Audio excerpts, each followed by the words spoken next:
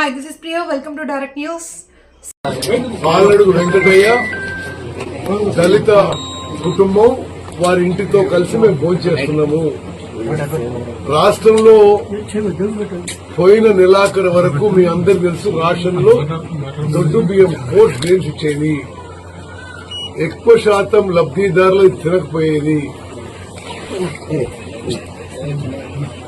మన ప్రభుత్వం మన కాంగ్రెస్ ప్రభుత్వం వచ్చిన తర్వాత దీన్ని ఆలోచన చేసి ముఖ్యమంత్రి రేవంత్ రెడ్డి గారు, ఉప ముఖ్యమంత్రి బట్టి విక్రమార్క గారు మంత్రివర్గం ఆలోచన చేసి రాష్ట్ర వ్యాప్తంగా ఇప్పటి వరకు ఉన్న రేషన్ లబ్దిదారులు 2,81,00,000 మంది. ఇప్పుడు మేము రేషన్ లబ్దిదారుల సంఖ్య కూడా పెంచి 3,10,00,000 మందికి రేషన్ ఇవ్వబోతున్నాము.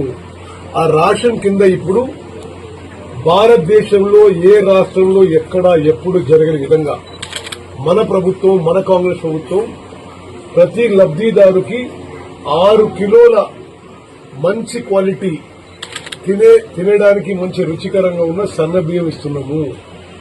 ఆ సన్న బియ్యం మరి వెంకట ఇంట్లో మరి ఎట్లుంది, ఆ కుటుంబ సభ్యులు తింటున్నా లేదా, హ్యాపీగా ఉందా లేదా కనుక్కోవడానికి నేను వాళ్ళతో కలిసి భోజనం చేస్తున్నా.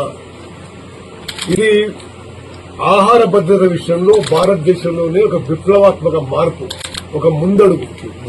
దళితులు, గిరిజనులు, బీసీలు, మైనారిటీలు, వ్యవసాయ కూలీలు, అగ్రకులాల్లో నిరుపేదలందరికీ కడుపు నిండా అన్నం పెట్టే పథకం ఇది.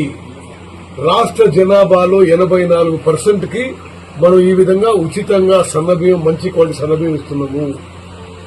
మరి ఈ విధంగా రాష్ట్ర వ్యాప్తంగా ఈ సన్న బియ్యం సంబరాల కార్యక్రమంలో మరి ముఖ్యమంత్రి గారితో సహా మంత్రులము, ఎమ్మెల్యేలు, ఎంపీలు, ఎమ్మెల్సీలు అందరూ కూడా ఈ రేషన్ సన్న బియ్యం పంపిణీ కార్యక్రమం, అదేవిధంగా ఈ రేషన్ లబ్దిదారి ఇంట్లో భోజనం చేసే కార్యక్రమం పెట్టుకోవడం జరిగింది.